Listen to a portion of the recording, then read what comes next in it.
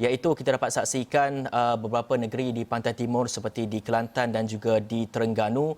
Nampaknya sejak daripada semalam telah pun dilaporkan telah pun beberapa kawasan terjejas dengan banjir ini, dan mungkin kita ingin mendapatkan kupasan lebih lanjutnya bersama dengan Wakil Esro Awani kami di Kelantan, Fandi di talian ketika ini. Fandi?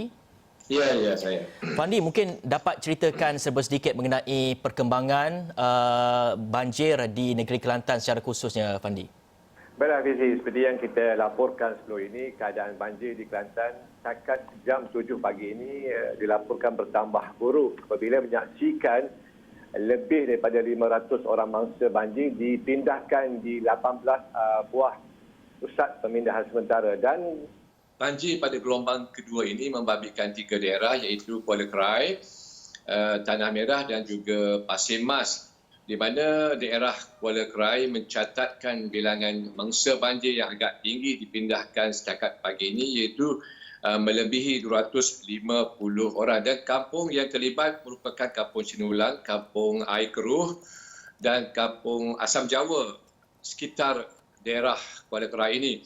Dan untuk makluman juga, beberapa sungai utama di Kelantan, antaranya Sungai Galas di Limau Kasturi, sudah pun melepasi paras bahaya iaitu 59.25 meter, Sungai Golok di Ratau Panjang 10.25 meter, dan Sungai Golok di Jenok Tanah Merah juga melepasi paras bahaya iaitu 23.84 meter. Untuk makluman juga, sekiranya berlaku peningkatan paras air Sungai Golok yang mencecah melebihi 10.25 meter ini, ianya akan bakal menyaksikan lebih ramai mangsa banjir akan dipindahkan di kawasan Rantau Panjang, di mana jika dilihat kepada angka 10.25 meter ini bermakna pekang Sungai Golok sudah pun dilimpahi dengan air daripada Sungai Golok ini.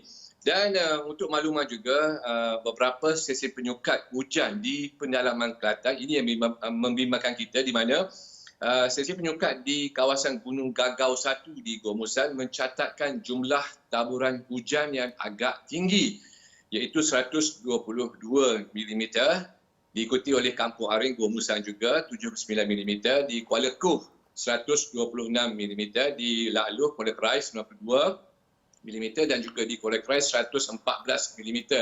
Jadi untuk makluman, sekiranya berlaku taburan hujan yang agak tinggi di kawasan pendalaman, sudah pasti aliran sungai di kawasan pendalaman akan meningkat secara mendadak. Ini boleh menyebabkan kawasan di sekitar Kuala Krai, di Tanah Merah, di Machang khasnya akan berlaku limpahan air sungai yang boleh dijangkakan, kita boleh jangkakan mungkin berlaku pertambahan jumlah mangsa banjir yang dipindahkan pagi ini. Dan seperti mana juga yang berlaku di Sungai Golok di Rantau Panjang, apabila ianya mencecah melebihi 10.25 meter ini, beberapa kampung yang berada berhampiran Sungai Golok akan dilimpahi dengan air sungai. Dan setakat ini seperti yang dilaporkan, daerah Pasir Mas mencatatkan hampir 100 mangsa banjir yang dipindahkan. Namun kita jangkakan pada pagi ini sekiranya limpahan air itu berlaku dan pekan Rantau Panjang ditenggelami air, jumlah mangsa yang dipindahkan ke pusat pemindahan akan meningkat secara mendadak. Fizi. Fandi, kalau dalam masa yang sama juga kita nak melihat kepada benchmark banjir 2014. Kalau kita lihat seperti yang Fandi katakan, adakah bacaan-bacaan air sungai, bacaan taburan hujan dan sebagainya itu, adakah ia pada paras tersebut ataupun lebih rendah, ataupun kita perlu berwaspada untuk sekiranya ia boleh berlaku seperti mana tahun 2014 itu, Fandi? Baik, saya nak menyentuh sikit ataupun nak mengimbas kembali sejarah hitam 2014, di mana pada ketika itu saya monitor ataupun memerhati graf hujan di kawasan pendalaman, yang mana untuk makluman pada ketika 2014 itu bermula Disember, berlaku pada 23, 24, 25 Disember, di mana 3 hari berturut-turut Gunung Gagau 1 dan 2 di Gua Musang yang menjadi benchmark ataupun penanda aras banjir besar atau tidak, telah mencatatkan jumlah hujan yang agak tinggi iaitu melebihi 214 dan juga 415 mm. Dan apabila berlakunya hujan lebat secara berterusan selama 3 hari itu, menyaksikan sungai utama, Sungai Kelantan di Gua Musang, Sungai Kelantan di Kuala Krai telah meningkat secara mendadak airnya sehingga kan penduduk di Manik Urai, penduduk di Kampung Manjur, Pemberian dan sebagainya tidak dapat berbuat apa-apa, tidak sempat berpindah. Ada antara mereka ni terpaksa lari ke atas bukit, berselindung di atas bukit, terpaksa mereka meredah hutang untuk ke tempat yang tinggi disebabkan mereka mengambil sikap menanti dan melihat perkembangan air ataupun peningkatan air itu. Jadi bila kata tindakan itu berlaku dalam keadaan yang lambat, sudah pasti pihak ataupun pasukan keselamatan tidak dapat memasuki kawasan kampung tertentu disebabkan faktor keselamatan dan juga air yang begitu deras. Dan seperti yang saya laporkan sebentar tadi, di mana Gunung Gagau 1 yang menjadi satu tanda aras bagi menyukat peningkatan air sungai utama di Kelantan telah mencatatkan jumlah hujan yang agak tinggi iaitu 122 mm. Dan saya juga dilaporkan pada pagi ini hujan masih lagi berlaku di kawasan Gunung Gagau 1. Dan sudah pasti apabila kita bercakap begini Gunung Gagau 1 dan 2, apabila berlakunya taburan hujan yang lebat dan juga berterusan, pastinya air Sungai Kelantan akan meningkat dengan secara mendadak. Untuk itu, penduduk di kawasan Kuala Krai khasnya, mereka diingatkan supaya mengambil langkah awal dan juga bersiap sedia. Sekiranya berlaku peningkatan paras air dan diarahkan berpindah, mereka perlu akur kepada arahan berpindah. Jangan tunggu sampai saat akhir kerana ianya boleh mengundang pelbagai risiko dan juga mungkin terlepas pandang oleh pasukan keselamatan, Hafizi. Dan mungkin kita nak memberikan sedikit perkembangan terkini mengenai jumlah masa banjir di Kelantan dan difahamkan anda dapat saksikan di paparan skrin anda sekarang. Ini laporan kita kongsikan yang statistik ini melihat kepada sehingga pukul 11 malam tadi ya. Sebanyak 18 pusat pemindahan sementara PPS telah diaktifkan di Kelantan dan juga menempatkan seramai 456 daripada 119 keluarga setakat jam 11 malam tadi. Anda dapat saksikan di paparan skrin anda sekarang. Dan ia selepas susulan hujan berterusan sejak Rabu lepas, dan menurut aplikasi info bencana Jabatan Kebajikan Masyarakat JKM, sebanyak 3 daerah terkesan akibat banjir iaitu Kuala Krai yang mencatatkan bilangan mangsa tertinggi seramai 239 mangsa daripada 59 keluarga dengan sebanyak 8 PPS telah pun dibuka. Dan semalam juga ataupun awal pagi ini di mana Pusat Amaran dan juga Pusat Amaran Banjir Negara telah mengeluarkan satu kenyataan. Maklumnya, amaran banjir di negeri Kelantan, banjir diramal berlaku pada 19 Disember 2020 mulai jam 4 pagi, dan antara lokasi dijangka banjir adalah sebagai contoh di daerah Kuala Krai iaitu melibatkan di Sungai Nal dan juga Sungai Alpahi. Beberapa kawasan juga terlibat dalam ataupun terjejas dengan banjir ini, dan apa yang dikatakan pengumuman ini, semua penduduk terutama di kawasan yang terlibat hendaklah berwaspada dan mengambil langkah yang berjaga-jaga. Tadi Fandi telah pun menjelaskan melihat kepada keadaan terkini, masih lagi hujan dan sebagainya, dan amaran juga telah pun dikeluarkan. Dan bagaimana agaknya kita melihat kepada masyarakat-masyarakat yang terjejas ataupun penduduk-penduduk yang terjejas ni, adakah mereka ini cepat bertindak untuk segera pergi ke ataupun segera berpindah ke pusat pemindahan sementara ataupun bagaimana? Mungkin Fandi ada laporannya. Sebenarnya Fizi, kalau jika dibandingkan dengan penduduk di Rantau Panjang, mereka sudah bersedia dengan fenomena ataupun situasi banjir ini kerana kali ini merupakan gelombang kedua yang berlaku pada tahun ini, dan kebanyakan mereka yang tinggal di tepian sungai itu, di sepanjang Sungai Golok itu, mereka telah pun membuat persiapan awal dengan meletakkan kenderaan mereka di tempat yang agak tinggi, menyimpan barangan yang selamat mereka di tempat yang tinggi.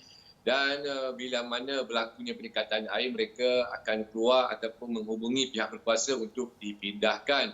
Dan mungkin juga disebabkan faktor sempadan, mungkin tidak kesemuanya isi rumah itu keluar. Mungkin ada ahli keluarga ataupun ketua keluarga yang tinggal di dalam rumah bagi memastikan ataupun memerhati keselamatan di sekitar rumah mereka, kerana sudah pasti apabila limpahan berlaku, limpahan Sungai Golok itu berlaku, memudahkan pergerakan rentas sempadan menggunakan perahu saja.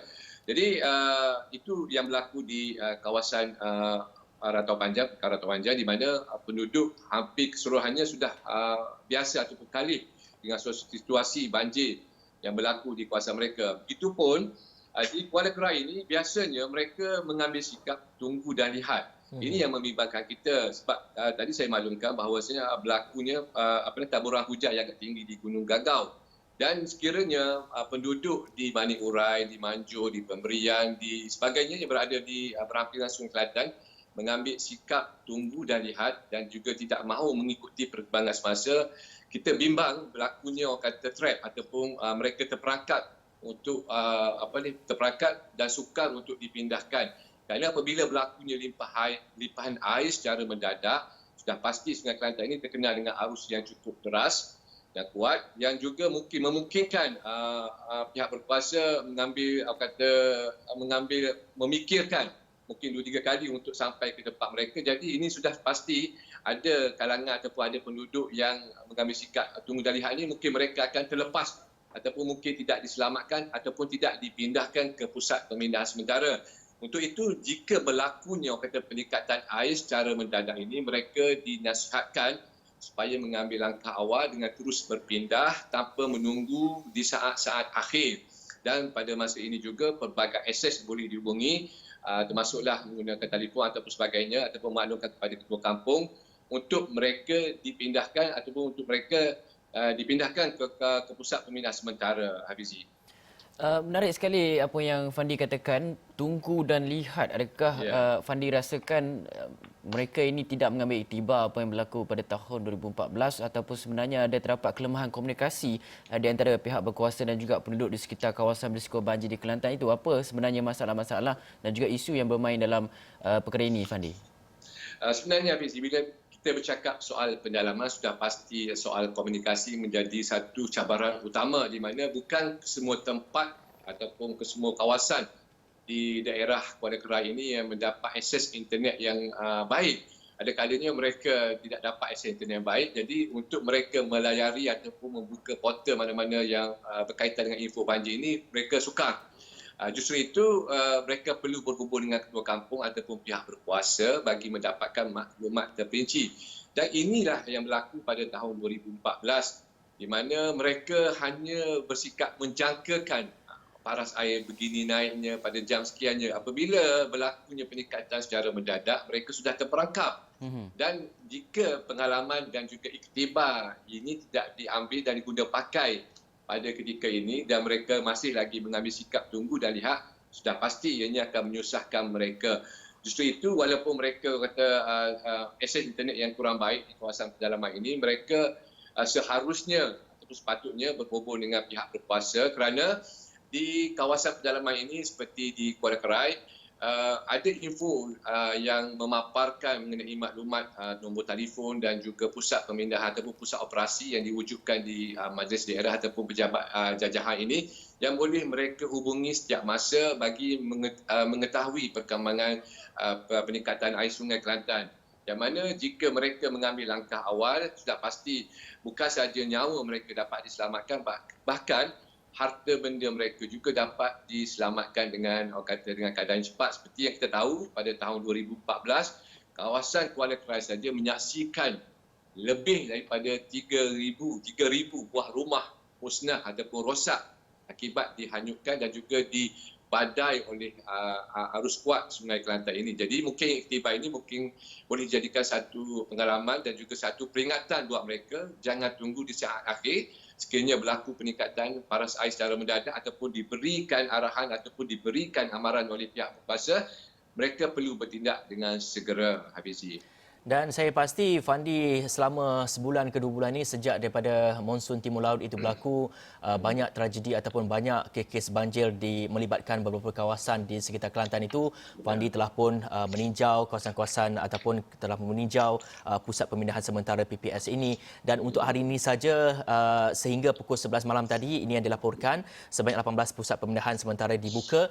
Jadi kita ingin melihat kepada situasi pusat pemindahan ketika kita melawan COVID-19 COVID-19 ini, semestinya ada SOP dan juga ada peraturan yang perlu dipatuhi oleh seluruh masyarakat ataupun seluruh penduduk yang terkesan ini. Bagaimana agaknya boleh kita ataupun boleh Fandi ceritakan kepada kita semua pengalaman Fandi melihat kepada pusat-pusat pemindahan sementara ini, bagaimana SOP yang perlu mereka patuhi dan apa agaknya yang ditekankan oleh pihak berkuasa di sana? Benar, Fizi. Kita berada situasi banjir pada tahun ini merupakan situasi banjir yang berlaku sewaktu pandemik COVID-19 ini, di mana pelbagai SOP dan juga peraturan telah ditetapkan oleh pihak MKN dan juga KKM, di mana setiap mangsa banjir yang dipindahkan ke pusat pemindahan banjir, sebelum mereka menaiki bot daripada rumah yang ditelami air itu, mereka akan di screen test ataupun dibuat saringan ujian suhu. Dan apabila dipindahkan ataupun dibawa ke pusat pemindahan sementara, mereka sekali lagi akan dibuat ujian saringan suhu badan. Dan setiap bot yang membawa, sama ada bot bomber ataupun bot daripada APM, bot tersebut akan disanitasikan oleh pihak berkuasa sebelum memunggah ataupun sebelum membawa bagi pusingan kedua. Dan di pusat pemindahan sementara, apa yang saya perhatikan pada tinjauan saya beberapa hari lalu, mendapati kemungkinan akan berlakunya rasa bosan dan juga jemu pada masa banjir berada di pusat pemindahan sementara itu, kerana mereka tidak dibenarkan berkumpul dan mereka tidak dibenarkan untuk memasak secara bergotong royong. Kerana sebelum ini, apa yang kita dapat saksikan di pusat pemindahan banjir ini biasanya meriah, kerana selain mereka dapat berkumpul, mereka juga dapat melakukan aktiviti memasak secara bermuafakat ini, dan sudah pasti itu boleh menghiburkan mereka. Namun pada kali ini disebabkan penjarakan fizikal yang ditetapkan di pusat pemindahan sementara, aktiviti memasak secara berkumpulan tidak dibenarkan. Sebaliknya, makanan yang telah siap dimasak akan dihantar mengikut jadual ataupun ketetapan yang ditetapkan oleh pihak Jabatan Kebajikan Masyarakat. Dan juga kemah-kemah mereka yang berada di pusat pemindahan juga dijarakkan melebihi 1 meter, dan mereka juga tidak digalakkan berada berdekatan ataupun berkumpul. Dan bila mana saya melihat situasi ini, mungkin pada mereka agak janggal, kerana orang kata sebelum ini pusat pemindahan banjir ini merupakan rumah kedua bagi mereka. Mereka dapat berborak, bersembang, minum kopi dan sebagainya. Namun keadaan itu tidak boleh dilakukan sewaktu pandemik COVID-19 ini. Dan ada kalanya setengah tempat itu mungkin masa banjir mungkin merasa kurang selesa dan juga mungkin bertanggapan kejemu berada di pusat pemindahan sementara ini. Jadi mereka mungkin memilih rumah sanak saudara dan juga rumah-rumah lain ataupun mungkin saudara yang dekat-dekat ataupun yang rumah masih yang boleh diakses ataupun tidak dinaiki air, mereka menumpang sementara di situ dan mereka mengelakkan pergi ke pusat pemindahan banjir disebabkan mungkin merasa jemu ataupun bosan berada di pusat pemindahan sementara ini, Hafizi. Okey, Fendi, dalam masa yang sama juga kita nak mengetahui kekuatan agensi-agensi penguatkuasa, sukarelawan, NGO, adakah mereka telah pun bersedia dengan tenaga kerja mereka, adakah mencukupi, dan juga aset-aset yang telah pun dikerahkan, adakah ia mencukupi ataupun perlu penambahbaikan di kawasan-kawasan tertentu berdasarkan pemerhatian Fendi? Sebenarnya di Kelantan ini sudah terkenal dengan orang kata apabila masuk je musim monsun timur laut ini, banjir akan berlaku di kawasan pantai timur ini. Dan untuk itu pihak berkuasa melibatkan Jabatan Bomber dan Penyelamat Malaysia Kelantan, melibatkan angkatan agensi APM, melibatkan polis, rela, tentera dan sebagainya. Mereka telah pun mengetahui selok-belok mengetahui situasi ini dan juga sudah mempunyai banyak pengalaman dalam mendepani cabaran. Bagaimanapun jika saya nak imbas sedikit yang berlaku pada tahun 2014, walaupun SOP, walaupun ketetapan, walaupun gerak kerja itu telah digariskan dengan secara terperinci mengikut manual yang mereka praktikkan, namun apabila berlakunya banjir luar jangka itu, segala tindakan yang orang kata didraftkan ataupun ditulis dalam manual itu tidak dapat diikuti sepenuhnya. Jadi berdasarkan orang kata pengalaman tersebut, berdasarkan iktibar yang berlaku disebabkan banjir buruk tahun 2014 itu, berbagai penambahbaikan telah pun dilakukan oleh pihak berkuasa termasuk mempertingkatkan keupayaan komunikasi antara pasukan dan juga pihak pusat pemantauan, pusat operasi bagi mereka tidak mahu berdepan dengan situasi, tidak dapat dihubungi, jadi mereka mempertingkatkan komunikasi dengan kaedah Wijing, kalau tidak saya namanya. Jadi mereka boleh akses ke mana tempat sahaja, tidak kira walaupun kawasan tersebut ditenggelami ataupun kawasan tersebut dia punya pencawang dia ditenggelami, tapi mereka boleh berhubung. Dan ini merupakan penambahbaikan yang telah dipraktikkan pada tahun 2-3 tahun ini bagi memudahkan gerak kerja mereka. Di samping itu juga di Kelantan ini terdapat lebih daripada 5,000 anggota pasukan keselamatan yang bertugas dalam menghadapi situasi banjir ini, dan juga aset, bercakap mengenai aset, segala bot dan juga lori sudah pun mencukupi untuk membantu ataupun menjalankan operasi memindahkan mangsa banjir. Namun jika sekiranya kekuatan anggota diperlukan, aset lain diperlukan, pihak berkuasa boleh secara cepat boleh meminta bantuan daripada negeri yang berjiran seperti Perak dan juga Kedah. Dan pada masa yang sama juga, untuk makluman, Jabatan Bomber dan Penyelamat Malaysia Kelantan juga telah disediakan dengan sebuah helikopter oleh unit udara Jabatan berkenaan bagi melecehkan operasi memindahkan ataupun menghantar bantuan makanan ke kawasan yang terputus hubungan, terutamanya di kawasan penempatan orang asli di pos-pos pendalaman di Gua Musa. Dan kegunaan heli ini amat penting. Sebenarnya bukan tujuan untuk memindahkan mangsa banjir, sebenarnya untuk menghantar bekalan makanan, terutamanya di kawasan yang melibatkan penempatan orang asli.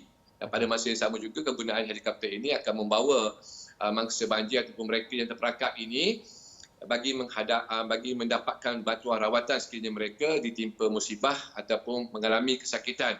Okey. Fizi.